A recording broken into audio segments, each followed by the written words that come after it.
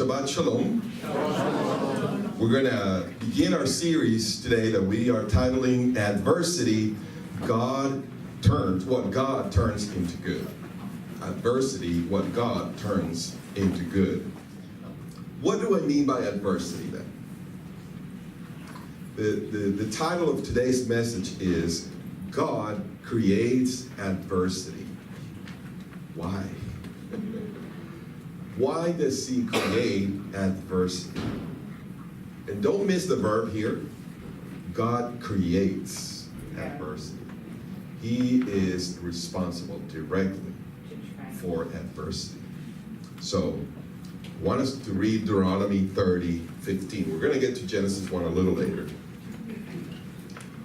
But in Deuteronomy 30, verse 15, we read a phrase that we're familiar with. But we may be surprised also, but when we dig just a little under the surface and find out what is in the Hebrew language behind this well-known verse. So Deuteronomy 30, verse 15, it says, "See, I have set before you today life and prosperity, death and adversity." So I've said before you. So we see here in this passage how life and death are contrasted. But we also see a different contrast here. We see prosperity contrasted with adversity.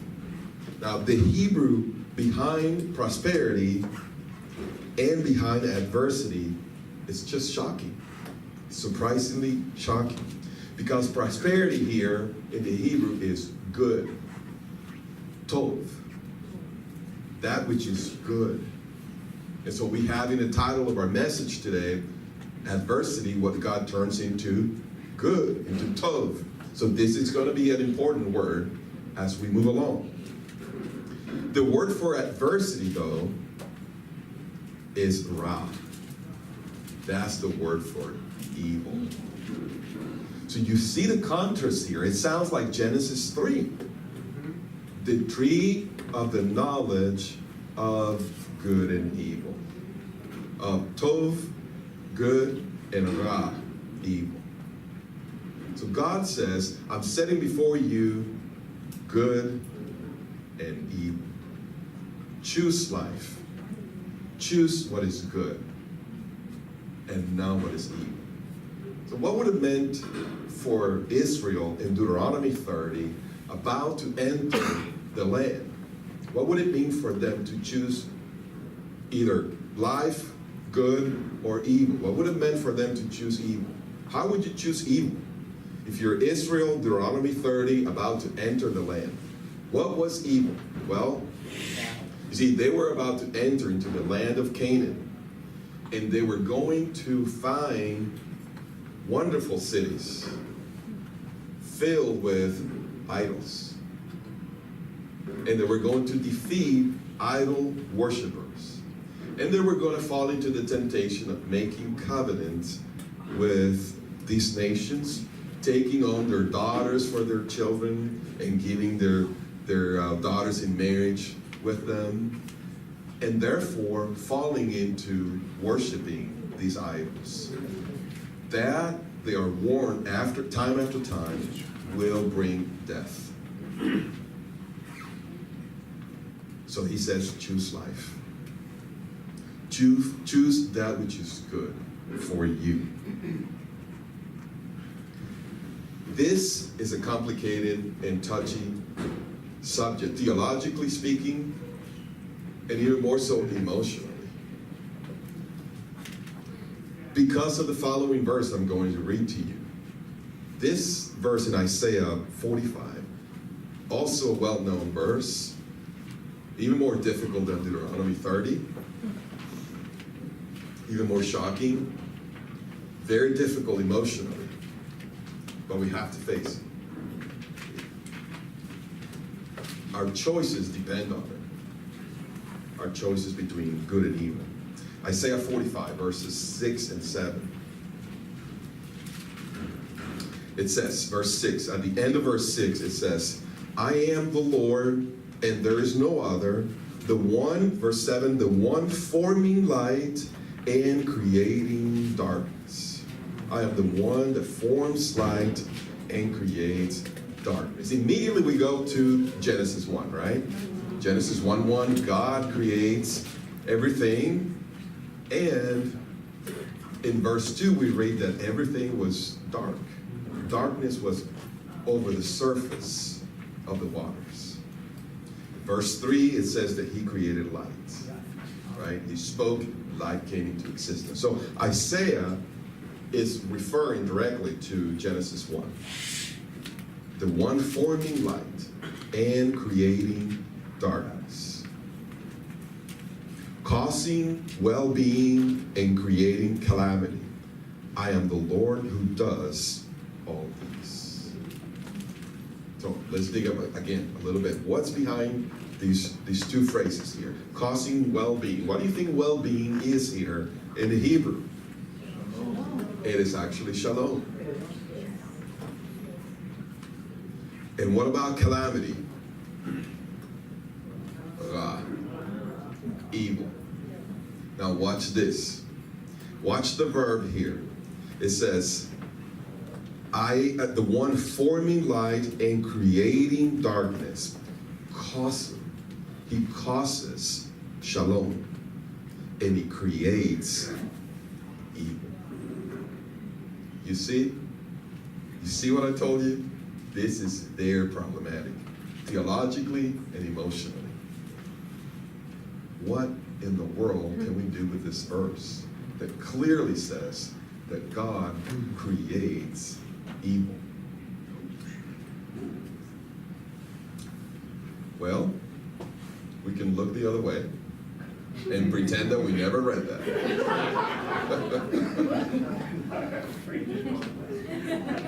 That is actually the most popular choice.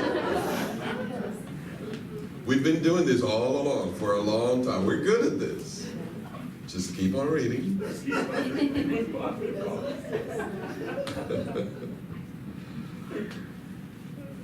It's very difficult to deal with this emotionally, though. We're going to get into some of these details. Genesis 1:1. It says, in the beginning, God created the heavens and the earth.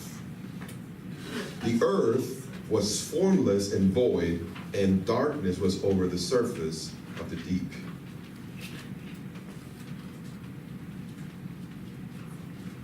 So where's this darkness coming from in Genesis 1? Some people see between verses 1 and 2, they see a gap theory, it's called. So they see the account that time here for all the geological ages. So all the dinosaurs happen here and all the geological ages, and they're able to even harmonize evolution with this. I'm going to show you a little bit, in a little bit, why that's actually not even possible in the text. Other people see a judgment here. So they say, well, there's darkness there because Satan fell between verses 1 and 2. And they have no basis to say this, obviously. We do know that Satan fell. He falls before Adam and Eve are probably created.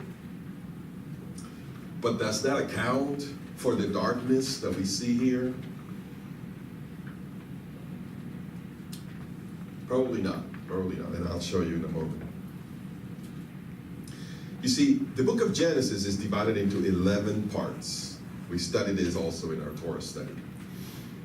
10 of those parts in the book of Genesis, you will be familiar with the phrase, and these are the generations of so-and-so, right? So these are the generations of Adam, generations of Noah, the generations of, and it keeps going all the way to the generations of Jacob, which we finished reading last week as we completed the Torah cycle in the book of Genesis.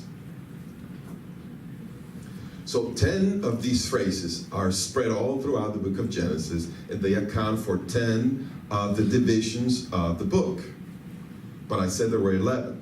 Well, you see, the very first chapter of Genesis is the first section of the book, it does not start with, these are the generations of.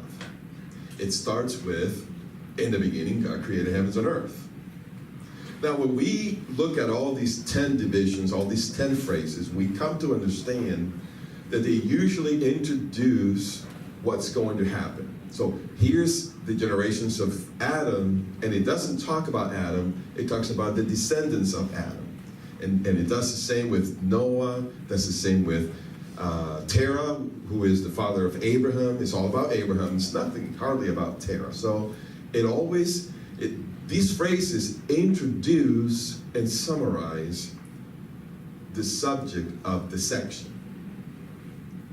Well, that's the role of Genesis 1. See, Genesis 1 is an introduction and a summary to this section, to the chapter. How do we know this? Well, Yeshua actually, when he was confronted about divorce, Matthew 19, we read in Matthew 19, verse 4, it says, he responds to the Pharisees and he says, have you not read that he who created them from the beginning made them male and female? Have you not read that he who created them, Adam and Eve, created them from the beginning, male and female? And he goes on to say, what we read in Scripture, that what God has joined in, they should not dissolve. But Yeshua's point is that God created Adam and Eve in the beginning. And you say, well, hang on, but he created them on day 6. Well, Yeshua calls day 6 the beginning. You see, the beginning is the entire week. God created heavens and earth on the first week, all 7 days. That is the reason why you can't have geological ages, because these are 24-hour days. It's an entire week. Yeshua calls the whole week the beginning. So God created everything all in one period of time called the beginning. And we know through Yeshua that it was the entire week. What's my point? Well, my point is this, that the darkness that we see in verse 2 was created by God. For no reason other than teach you and me that when he sets out to work, to create, to intervene, he chose to teach us that he knows how to deal with adversity. You see, it would have been very simple for God to just create everything on day 1 and have it all done. Rather, he submitted himself to a process in which he tackled difficulty after difficulty on each day of that first week. So he chose to deal with the darkness on day 1. He chose to deal with the water that covered the entire earth on days 2 and 3. He chose to deal with the unfruitfulness of the ground itself. And he chose to deal with the empty space, the empty earth that he had just created and made fruitful. He chose to deal with the emptiness by creating the animals, and then eventually by creating Adam and Eve, mankind. So what was void, he filled. And what was dark and formless, fruitless, he made fruitful. He had no reason to do that other than teach you and me that he knows how to deal with unfruitfulness. And he knows how to deal with darkness. God turns adversity into fruitfulness, into good. At the end of the week, what did he say? The text says, and God saw that it was all very good. Good is that which makes you and me fruitful. Whatever makes you and me fruitful, that is what is good. He is in the business of making you and me fruitful by dealing with adversity. In fact, by factoring adversity into the equation. That is the reason why he made it, quote unquote, difficult for himself. That is why he creates darkness. We see an example of this in the life of Yeshua as well. He was confronted with this question in John 9.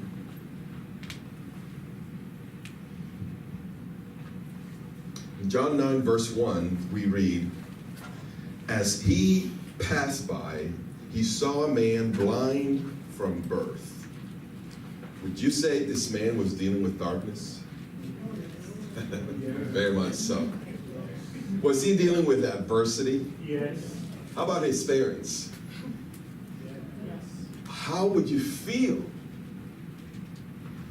having a baby boy and his eyes are like looking funny and like, what, is that what I think? He can't see. How heartbreaking is that? And you go into, what did we do? What did we do wrong? Is it because of you? Is it because of me? Is it, why?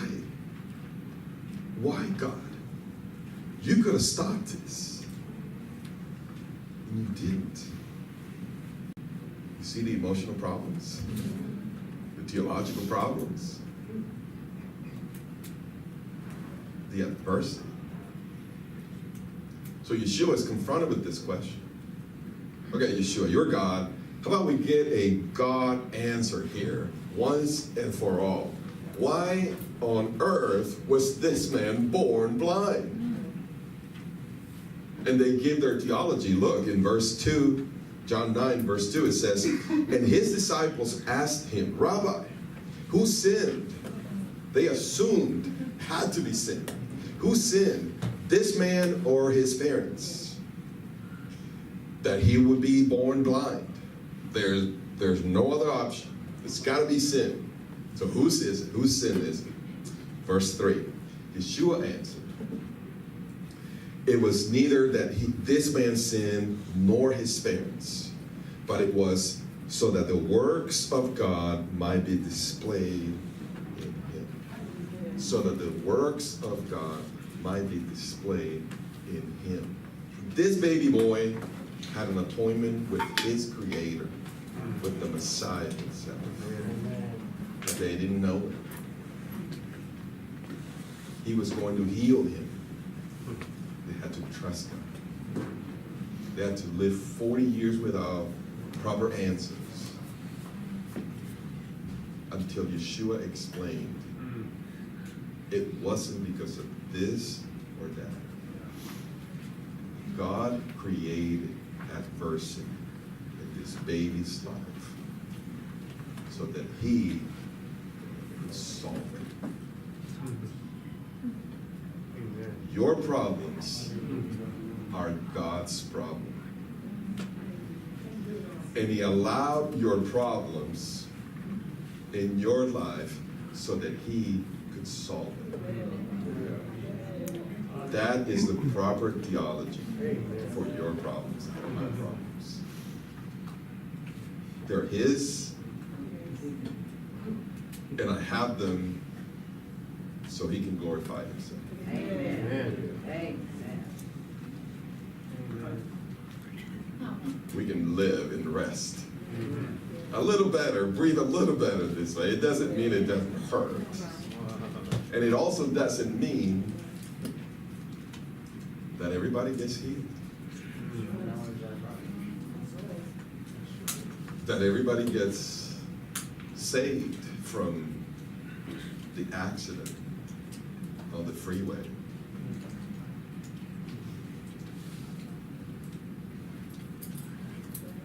Innocent people still suffer and die.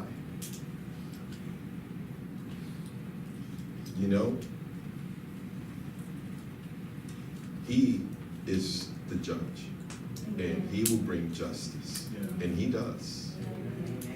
We read in the book of Revelation when people say, how long will you bring justice to us who were beheaded for our faith? And we read in Revelation that they are comforted.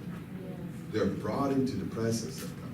And they receive a different perspective about their death and about life.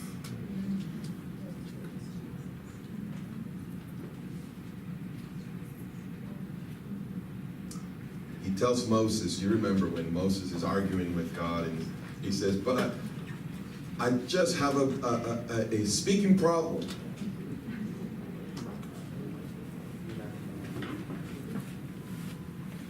And God says, in Exodus 4, he says, who has made man's mouth? I was so surprised when I looked at this again. This is why I love Hebrew. You ought to come to the class. You got to take this class with us. This Hebrew class. Because the word man, when it says that who has made man's mouth, the word for man is Adam. It's like, I should have known this. Who made Adam's mouth? I did. Wow. Somehow it sounds so much more powerful than Amen. Man's mouth. Yeah. Who made Adam's mouth? And he says, or who makes him mute or deaf? Seeing or blind? Is it not I, the Lord? The answer is yes, Lord, it is you. You are the one who creates people. You allow them to be this way. Wow. All of a sudden, we're in the adult learning class. In the class for mature believers. Learning how to swallow this spill of adversity in our lives. Take Paul, Shaul. 2 Corinthians 12, verse 7, it says, because of the surpassing greatness of the revelations, for this reason, to keep me from exalting myself, there was given me a thorn in the flesh.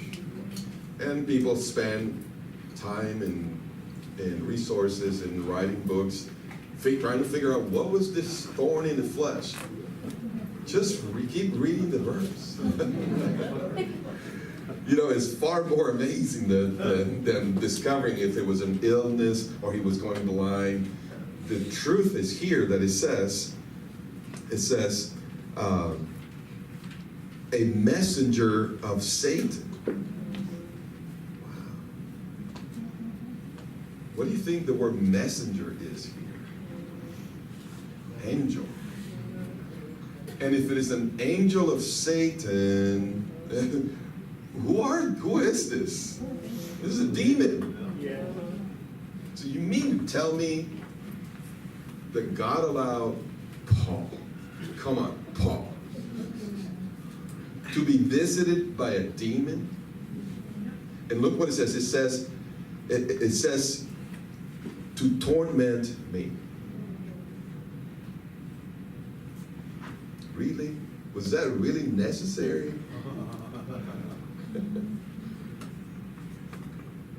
To torment.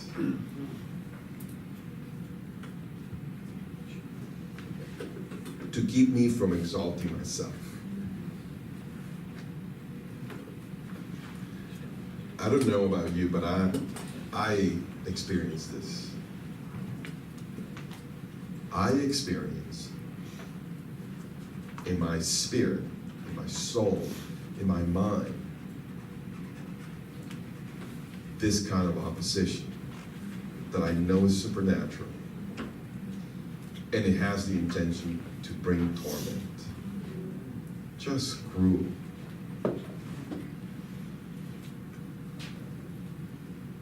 Messengers. torment. Verse 9, it says, 2 Corinthians 12:9, it says, and he has said to me, the Lord, when he prayed, he said, Lord, can you take this away from me? And the Lord said to Paul, my grace is sufficient for you. We know this verse. We can quote it, but somehow it just goes over because it's too big, it's too idealistic. Oh, my grace is sufficient for thou. Sure, but I live down here. What does that mean? Right, what does that mean? It says, for power is perfected in weakness. I mean, this is a great meme. You can put it on Facebook. Awesome. Sounds great. People will follow you. It's great, but I have no clue what this means in my life. Well, look at this. It says, I would rather boast about my weakness so that the power of Messiah may dwell in me. The point of the tormentor, of the visitation, is to help me realize my weakness. Amen. I am weak to explain my adversity. I am weak to understand why it happened. I am weak. Because I am weak, I'm supposed to just quit. Just quit trying to explain the adversity and submit to the theology of adversity, to God's perspective of adversity, that He has an appointment with you at some point in history, some point in your life. He is going to deliver you. He is going to bring resolution to your adversity so you can rest. You can rest. He's going to bring His explanation. Genesis 1, we're going to conclude with this. Genesis 1 begins not with light. Light is in verse 3. Genesis 1 begins with darkness. With darkness. But Genesis 1 ends with good. And God saw that it was very good. He turns evil into good. Someone said, if it is not good, it's not the end. Because the end is good. You're not at the end yet. The end is good. He will turn it into good.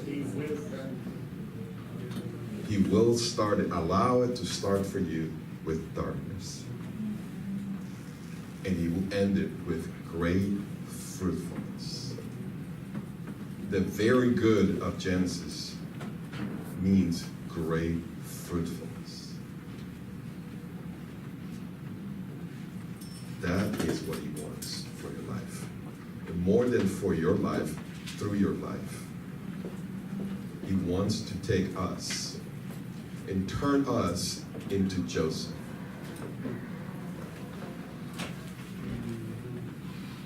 Was it really necessary for Joseph to be sold into Egypt? Couldn't he have done all of this in a different way? Well, clearly, for the God who is all love and all wisdom, there was no other option. He knew all the possibilities, and He loved His Son in ways that we could never understand. And yet, this was the best option to bring about the end result. To feed the world. Can you imagine that? No one is more fruitful than Joseph, at least in the Torah, at least in the Tanakh, I don't think. No one had more bread to feed others What about you and me? You want God to provide you with storehouses of bread so you feed people, so you have words of knowledge, words of wisdom, prophetic words. You can minister, you can serve, you can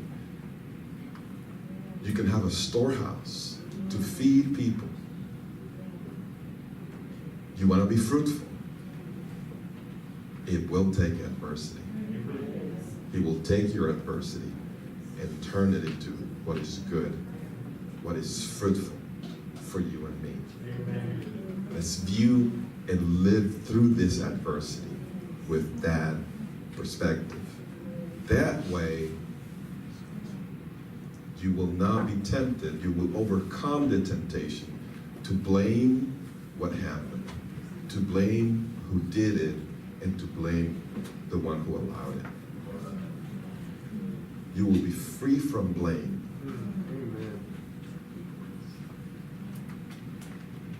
Especially blaming God.